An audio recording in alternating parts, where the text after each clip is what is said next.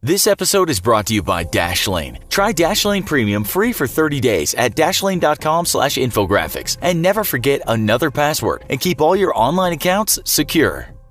As we've said in previous shows, not everyone using the dark web is doing something criminal. In some ways, this corner of the internet gets a bad name, and research has shown many of the darkest things supposedly happening in the dark web have been exaggerated. That said, it's well known that many people, mainly the younger generation, go there to buy illegal substances that they may have otherwise procured on the street. It's also well known that people with strange inclinations visit this place to chat with others that share their fascination with what we might call the more eccentric aspects of life. If you've seen our shows on the dark web, you'll know that finding it is not that hard at all. The question is, should you go there? That's what we'll discuss in this episode of the Infographic Show, why you should avoid the dark web.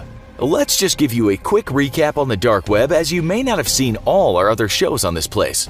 It's said that only around 10% of the internet is the internet as we know it, meaning the part we can all access. Much of the rest of the internet we call the deep web, which is just the part of the World Wide Web that's not indexed by search engines such as Google. It's a common mistake to think the dark web and the deep web are the same. The dark web is just a small part of the deep web. Many people give it the example of an iceberg. The bit at the top that we can see is the internet as we know it. The main part that lies under the water is the deep web, and the dark web is just a very small part around the very bottom of the iceberg. This is naturally where people go when they don't want to be found.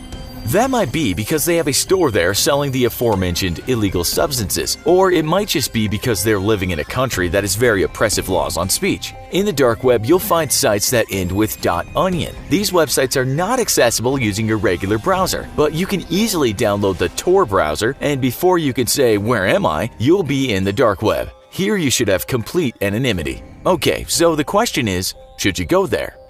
Well, firstly, you should know that the dark web, of course, is of interest to authorities. Illegal things happen there, so we can expect authorities to keep an eye on the place. You should also know that the Tor browser has vulnerabilities. With this in mind, you might ask just how safe is your anonymity? We might also ask if there are other reasons why you should not visit the dark web, reasons more related to you finding things that you probably shouldn't have found. With the latter concern in mind, we looked at Reddit and Quora posts containing people talking about negative experiences on the dark web. We can't vouch for the honesty of these posts, but indeed there are people out there who said they came across things in the dark web they wish they would have never seen. One person on Quora wrote, "I browsed dark web for well over half a year before a horrible experience made me quit. That experience sounded very nasty, and it's not something we want to recount here. Let's just say it involved a video of someone being hurt." Now, others say this kind of thing is very unusual, even for the dark web. But we must remember that it does happen, because an Australian man was put in prison for making such videos. Unless you're sick to the bone, this is not the kind of thing one wants to see in life. So we can say that one reason not to go to the dark web might be because out of curiosity, you see something you might not ever be able to forget. Another person who used the dark web said he looked at forums where he found what he called weird stuff. By that he meant people talking about hurting others, discussing gore, and talking about depraved things such as wanting to eat people. And yet another person said he witnessed what he called a very creepy video. He said there were about 50 people watching this video, again relating to someone being hurt. In this case not very hurt, but still not something people would want to see. And many of the folks watching this video were making what he called obscene comments. Another person on the same thread said he was just hitting random links when he came across a cooking section, only the cooking involved humans. This wasn't a video but a how-to kind of section. "I was traumatized for a few days," he said, because he just read the comments. So unless you want to be traumatized, we suggest you might give the dark web a wide berth. We're quite sure you have to go looking for this kind of stuff, however, so perhaps if you have to go there, just be careful what you search for. As one website that gives advice on the dark web tells us, it's easy to click suspicious links or partake in criminal activity. That website says some of these links are deceptive, and before you know it, you're virtually living in the realms of the demented. We looked at another website called darkwebnews.com. It told us that many people access the dark web without using the Tor browser. It said this can be done with websites such as Tor2Web and Onion2Web. The problem here is that you are exposed, and this puts you at risk of being hacked. Other than that, many people do use the Tor browser, but they don't use a VPN. The problem here is that the Tor has been cracked a few times, and if that happens, your URL can be seen. Okay, so you only went to that disgusting site out of sheer curiosity, but still you went there, and it might not look good for you when your local newspaper has a headline that goes something along the lines of "Boy 17 caught downloading images of XXXX on the dark web." We're also told that you should not enable scripts on .onion sites, which is what many people do. When you do this, we're told you can leave yourself open to hacking, or you just might find a Trojan horse has gotten into your computer. You might also accidentally download files from the dark web, and this is a big no-no. Still, people might just do this by accident. But the big thing to remember, according to that same expert, is don't think that what you're doing on the dark web is illegal. The person says if you're viewing a site on the dark web for any reason, from actually desiring to acquire these products or services, or just to wanting to quench your thirst for knowledge on the subject, know that you may be held liable for what you come across. With that in mind, have people been arrested for using the dark web? Well, in 2018, the US media reported that authorities had made a huge bust of people selling illegal things in the dark web. Engadget tells us that these authorities announced the first ever national-level undercover bust of dark web outfits selling drugs, weapons, and other contraband. Now, perhaps you'd visited some of those sites that got taken down. Again, it was just out of curiosity, but if they could find the owners of the sites, what's to bet that you could have been exposed? It's just not something you want to happen to you, and it might not matter that you went to those sites innocently. Other websites tell us that the FBI and police from all over the world are regularly inside the dark web. Sometimes they go undercover and manage to find the address where parcels are delivered. The Indian media tells us that arrests were made in 2017 by the Mumbai Anti-Narcotics Cell when some boys had ordered LSD from the dark web. Arrests have also been made of the sellers. In one such case in the UK, a bunch of students at Manchester University were arrested after making a fortune on the dark web selling illegal substances. The Guardian wrote 3 gang who compared themselves to the Breaking Bad character Walter White included undergraduates studying pharmacology, computer science, petrochemical engineering, geology, and marketing.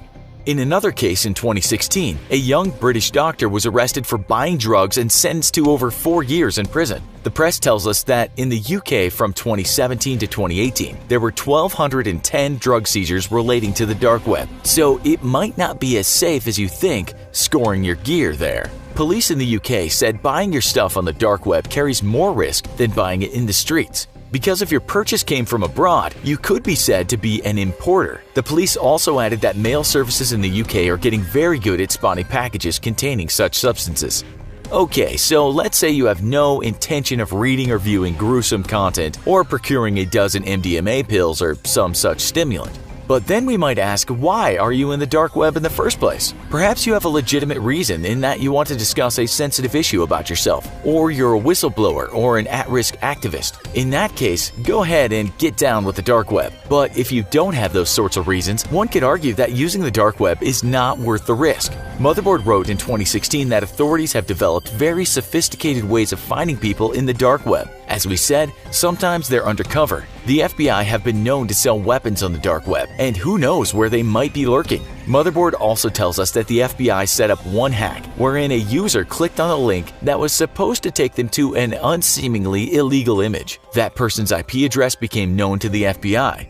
What if you had just clicked on that link by accident? What if your curiosity just got the better of you? As a part of the operation, the FBI harvested over 1,000 US-based IP addresses, and Europol generated 3,229 of its own cases, wrote Motherboard.